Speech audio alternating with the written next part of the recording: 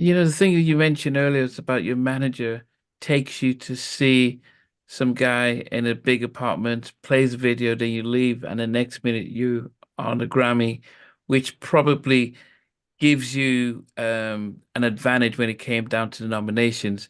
So you're talking about how he makes those type of moves. He was thinking ahead.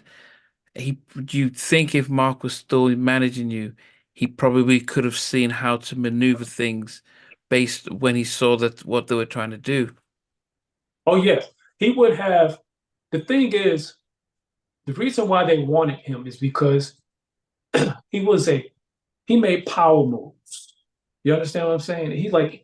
Mark could Mark could call Clyde Davis and cuss Clyde out Wow. and then say, "All right, I'll see you next week. Let's do lunch."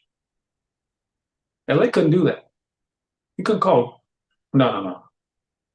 So it was a move where I know without a doubt, I knew what Mark was trying to do. And I wasn't mad at him for that. My whole thing was is like, bro, this is going so well. How do you just how do you just drop that? But that's what happened. And it's just one of those things where I was like, I was in disbelief for a while, but I got over it because I'm like, I'm just keep creating and move on as best I could. And that's exactly what I did. So we got everything together, finished the album, mastered it, all that, and it was time to release. And then that's when you see the difference between when a label is really pushing their resources behind you versus when they're not. You feel it. It's a drastic difference. You know, Michael Jackson said that about Invincible. He felt like Sony wasn't supporting the album like they'd done Mhm. in previous times, and he called them out. But as I said, as a fan, you don't really notice. You think, well, we see the album, we'll know when to. The casual, the hardcore fan will. It's coming out this day. We'll go get it.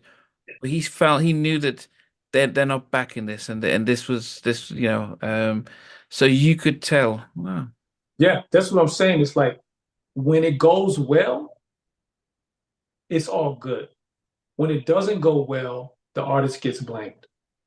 And what happens with the general public, they're watching.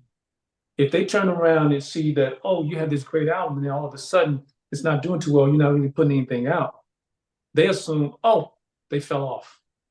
They never really think like, there must have been something going on. Like, what? I wonder what's been going on at the label, blah, blah, blah, because labels make stars with money, right? So yes, it's like this. You ever you ever see someone, just a person just walking down the street and they're dressed in a certain way. They have a vibe about them. They Mm, just look very different. Okay. yeah. They're not a star yet, but they're interesting. A Mm, label takes someone like that and they put money behind it to make sure, like in the music business, when your face is on screens and your voice is on the radio, that's how they make you famous. mm, Is they saturate people's ears and eyes with you. Same thing mm, in the movies. That's why you see repeatedly the same actor playing different roles, but every role they sound like the same person. mm.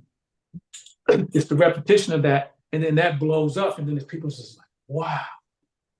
And then what is that? What's that saying?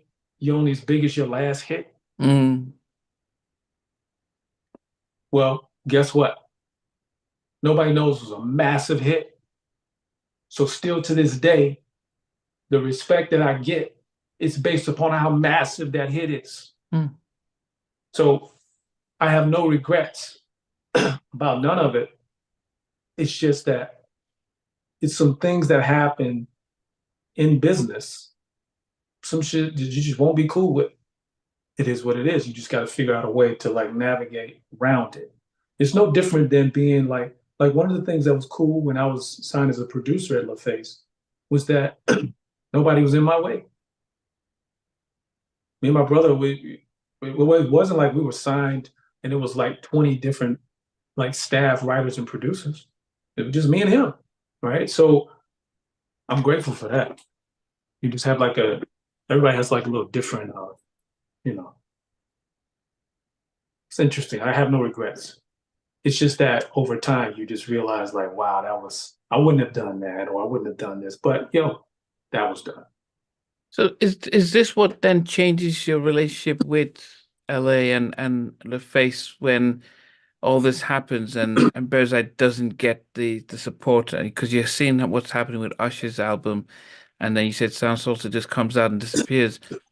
Is this what get the reality of, well, this is what it's like being an artist? Do you then ever contemplate, what, I'm gonna go back to being a full-time producer, songwriter, or do you still think, I'm gonna continue being a recording artist? Or I know you did. Was there ever a crossroads after Birdseye didn't perform as it should have? Well, of course, when you don't get results that you expect or hope for on all levels, that's going to be a reason um,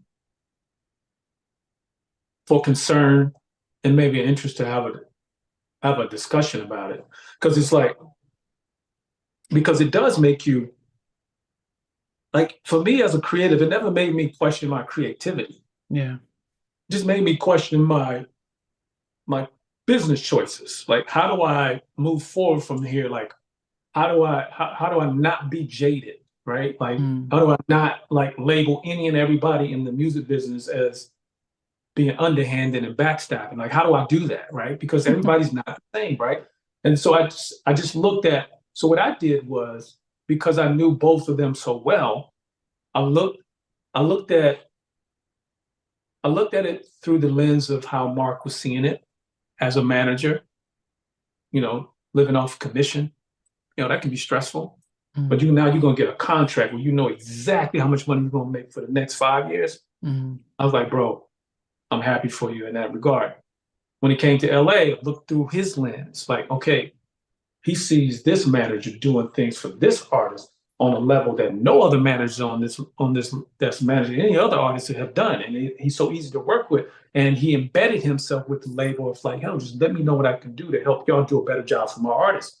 So I knew that he wanted that magic for all his artists, and also because Mark could communicate with Arista in a way that he couldn't.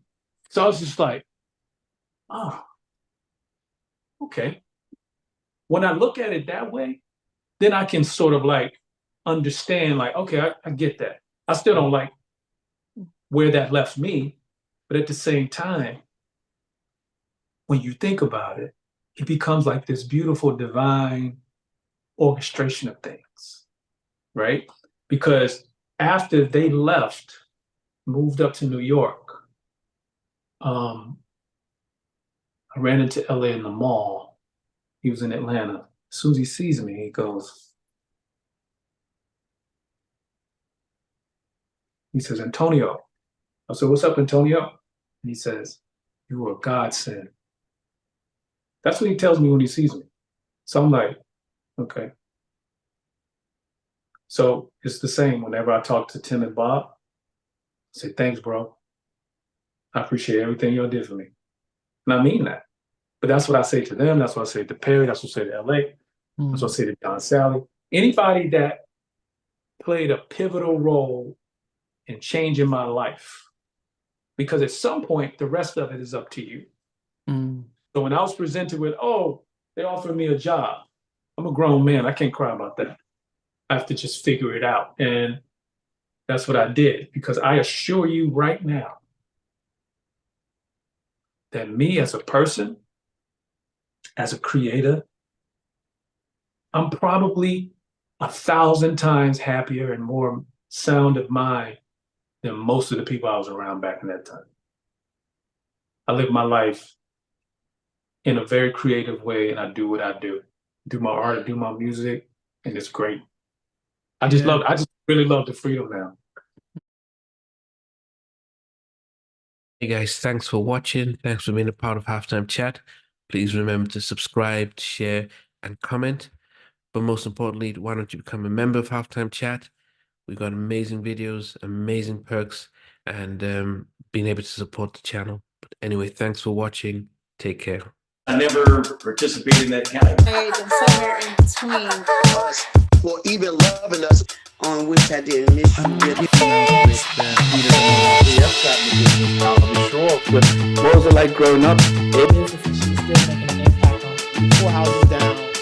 I have a couple of pieces. Trying to get this one and that one. That works for you, but just for me,